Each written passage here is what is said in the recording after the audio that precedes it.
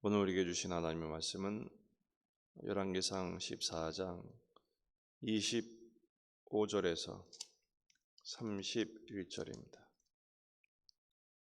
열왕기상 14장 25절에서 31절 말씀 한 목소리로 읽겠습니다. 르호보암 왕 제5년에 애굽의 왕 시삭이 올라와서 예루살렘을 치고 여호와의 성전의 보물과 왕궁의 보물을 모두 빼앗고 또 솔로몬이 만든 금 방패를 다 빼앗은지라. 르호보암 왕이 그 대신 노수로 방패를 만들어 왕궁 문을 지키는 시위대 대장의 손에 맡기매 왕이 여호와의 성전에 들어갈 때마다 시위하는 자가 그 방패를 들고 갔다가 시위소로 도로 가져갔더라. 르호보암의 남은 사적과 그가 행한 모든 일은 유다 왕 역대 지략에 기록되지 아니하였느냐. 르호보암과 여로보암 사이에 항상 전쟁이 있으니라. 르호보암이 그의 조상들과 함께 자니 그의 조상들과 함께 다윗성에 장사되니라. 그의 어머니의 이름은 나아마요 암몬 사람이더라. 그의 아들 아비암이 대신하여 왕이 되니라. 아멘. 본문에 계시된 주님은 어떤 분이신가? 헛된 영광에 매이지 않기를 원하십니다. 본문은 여로보암이 점점 기울죠. 그리고 마침내 죽습니다. 그 전에 있던 일들이 바로 이것인데 애굽 왕 시삭이 침공을 합니다. 그래서 예루살렘을 치고 성전의 모든 보물, 왕궁의 모든 보물들을 전부 약탈해 가죠. 그 중에 하나가 뭐냐면 솔로몬이 만들었던 금방패, 큰 방패 200개, 또 작은 금방패 300개, 그것들을 전부 다 가져가 버립니다. 병행 구절인 역대하 12장 1절 이하의 말씀을 보면 르호보암의 나라가 견고하고 세력이 강해짐에 그가 여호와의 율법을 버리니 온 이스라엘이 본받은지라. 하나님이 견고하고 강하게 해주셨는데 자기 힘인 줄 알고 교만을 부렸는 것이죠. 그래서 하나님이 치십니다. 여호와의 율법을 버리니 온 이스라엘이 본받게 되고 그들이 여호와께 범죄하였으므로 르호보암 왕 제5년에 애굽 왕 시삭이 예루살렘을 치러 올라왔다 그랬죠. 너희가 나를 버리니까 나도 너를 버리겠다 라고 말씀하시는 것입니다. 역대하에서는 오늘 본문에 나오지 않는 내용이 있습니다. 왕과 방백들이 하나님 앞에 낮춥니다. 겸비하여 하나님은 어려우십니다. 우리가 잘못했습니다. 그래요. 하나님은 그것을 보시고 다 멸하진 않으세요. 다 애굽 왕 시삭이 전부 약탈해 가지만 완전히 망하게는 하지 않으시죠. 약간의 구원을, 조금의 구원은 허락하신 것입니다. 진노를 전부 쏟지는 않으셨습니다.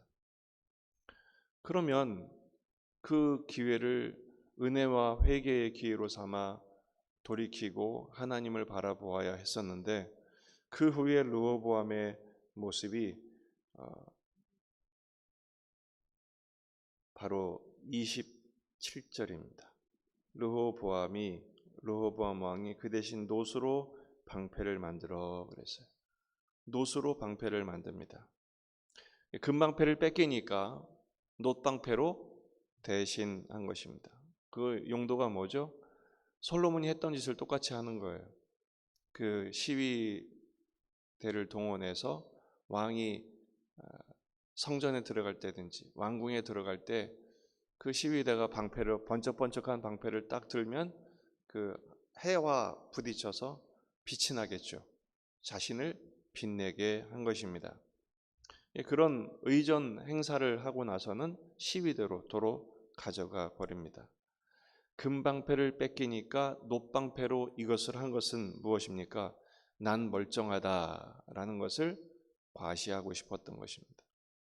하나님의 진노 앞에 회개하고 돌이키고 약간의 겸비함이 있었지만 끝까지 철저하게 통회하며 자복하는 심령을 보이지를 않은 것이죠. 그 결과가 뭡니까? 르호보암과 여로보암 사이에 항상 전쟁이 있으니라. 하나님이 계속 고통의 원인을 남겨 놓으세요. 물론 또 싸우죠. 계속 형제와 싸우지 말라라는 말을 처음에는 시켰지만 나중에는 계속 그 말, 하나님의 말씀을 끝까지 등지고 맙니다. 그리고 나서 오늘 본문은 재확인합니다. 그의 어머니 이름은 나아마요 암몬 사람이더라. 계속 어머니가 르호보암은 자꾸 돌이키려고는 마음이 있었는데 우상을 섬기는 어머니가 계속 수렴천정하니까 그 영향을 받게 되는 것이죠. 그리고 죽습니다. 아들이 대신 왕이 됩니다. 아들의 이름이 뭡니까? 아비얌입니다. 이게 무슨 뜻이냐? 아비는 우리말과 좀 비슷해요. 나의 아버지는 이란 뜻입니다. 얌은 바다의 신입니다. 나의 아버지는 바다의 신이다. 원래는 아비야입니다. 나의 아버지는 야훼이시다 라는 뜻인데 왜 본문에서는 아비얌이라고 기록을 했을까요? 끝까지 하나님을 아버지 삼는 일이 실패했다라는 것을 강조하기 위함입니다. 오늘 우리는 놋방패를 만들었던 모습에 주목하려고 합니다. 금방패를 뺏기니까 놋방패를 만듭니다. 왜 그렇습니까? 대리만족이죠. 금방패는 헛된 영광입니다. 솔로몬도 금방패를 잔뜩 만들어 놓은 것은 금이 그만큼 많았기 때문이기도 하지만 그걸 가지고 자기 영광, 자신을 드러내는 주목하게 하는 영광의 도구로 썼죠. 결국 그것 때문에 솔로몬은 망하게 된 것입니다. 그런데 아들 르호보암도 금방패를 뺏기니까 놋방패를 만들죠. 대리만족입니다. 가짜 영광에 집착한 것입니다.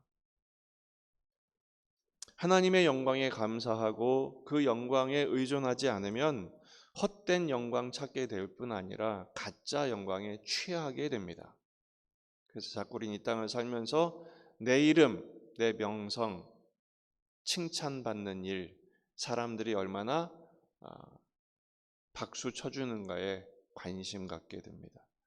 거기에 누군가가 방해하거나 나보다 더 큰 영광을 얻는 것처럼 보이면 참지를 못하죠. 죽여버립니다. 그게 이 세상의 잔인한, 잔혹한 복수혈전의 구도입니다. 남이 잘 되는 꼴을 두고 보지 못하죠. 그래서 험담하고 헐뜯고 시기하고 질투하고 놋방패를 만들었습니다. 놋은 한순간 빛이 나지만 금방 녹쓰는 것이 놋입니다. 그래서 놋은 힘의 상징이기도 하지만 하나님의 심판의 상징이기도 합니다. 역대하 12장 5절입니다. 그때 유다 방백들이 시사의 일로 예루살렘에 모였는지라 선지자 스마야가 르호보암과 방백들에게 나와 이르되 여호와께서 이같이 말씀하시기를 너희가 나를 버렸으므로 나도 너희를 버려 시사의 손에 넘겼노라. 너희가 나를 버렸으므로 나의 영광을 버리고 세상 영광 찾았으니 나도 너희를 버리겠다라는 것이죠. 하나님이 심판하신 것입니다. 놋방패 시대가 펼쳐진 것이죠. 하나님의 심판과 응징의 시대가 계속 되는 것입니다. 그래서 항상 전쟁이 있었고 그의 르호보암이 한 일도 적지 않았습니다. 솔로몬만큼은 아니라 할지라도 적지 않았지만 오늘 본문에서는 간단히 정리하고 맙니다. 르호보암의 남은 사적과 그가 행한 모든 일이 유다 왕 역대 지략에 기록되지 아니하였느냐. 그리고 죽었다. 끝이죠. 하나님 보시기에는 의미 없는 일이었던 것입니다. 오늘 말씀의 교훈은 무엇입니까? 헛된 것을 구하면 헛된 것에 매이면 헛된 인생 되게 하신다라는 것입니다. 순간은 빛나는 것처럼 보일지 모르지만 순간 퇴색하고 맙니다. 여러분 인생을 한번 돌이켜 보십시오. 그동안 살아오면서 그 한때 좋은 것들 다 순간이지 않습니까? 그렇죠? 지금이 중요합니다. 지금 나는 하나님의 영광을 구하는가? 하나님의 영광을 구하는 예배자인가? 그리고 그 하나님의 영광의 장중 안에 들어 있는가? 그 밖에 있으면 헛될 뿐 아무것도 아닙니다. 오히려 아쉬움만 더 클 뿐입니다. 시편 4편 2절 3절 인생들아 어느 때까지 나의 영광을 바꾸어 욕되게 하며 헛된 일을 좋아하고 거짓을 구하려는가? 여호와께서 자기를 위하여 경건한 자를 택하신 줄 너희가 알지어다. 여러분 하나님이 영광으로 채우시는 분들은 누굽니까? 하나님의 찾으시는 경건한 자입니다. 하나님의 영광을 구하는 예배자이죠. 우리는 어떻게 그 하나님의 영광 안에 거할까요? 십자가를 통과하는 것입니다. 예수님을 통하여 하나님의 영광을 구하며 그 말씀에 순종하는 길을 걸어갈 때 주님이 임마누엘 하셔서 뭐가 영광입니까? 하나님과 함께함이 영광이죠. 갈라디아서 5장 24절 그리스도 예수의 사람들은 육체와 함께 그 정욕과 탐심을 십자가에 못 박았느니라. 노방패 욕구를 못 박아 버려야 합니다. 만일 우리가 성령으로 살면 또한 성령으로 행하지 헛된 영광을 구하여 서로 노엽게 하거나 서로 투기하지 말지니라. 노방패를 사랑했던 르호보암 계속 다투게 됩니다. 형제와 다투게 되죠. 헛된 영광을 구하면 피차간에 노엽게 되고 또 시기하고 다투게 됩니다. 평생 고통만 남을 뿐입니다. 양보할 수 있어야 합니다. 하나님의 영광 안에 넉넉해지면 포용하게 되고 이해하게 되고 넉넉하게 됩니다. 그런 만큼 평안을 얻게 되는 것이죠. 여러분 누군가 미워하게 되면요 그 사람을 통해서 주시는 복을 놓치는 거예요. 불행한 것이죠. 하나님의 영광을 구함으로 하나님 주시는 평안과 그 영광 안에서 하나님의 복 주시는 은총을 충만하게 누리게 되시기를 주의 이름으로 축원합니다. 기도하시겠습니다. 말씀을 붙들고 우리 자신과 가정과 교회와 이 지역의 복음화, 민족의 복음화, 세계 복음화를 위해서 기도하십시다. 아직도 우리 환우들을 위해서 계속 기도해 주셔야 합니다. 여름 행사가 마쳐졌지만 다음 세대를 위해서도 기도하십시다. 다 같이 기도하겠습니다.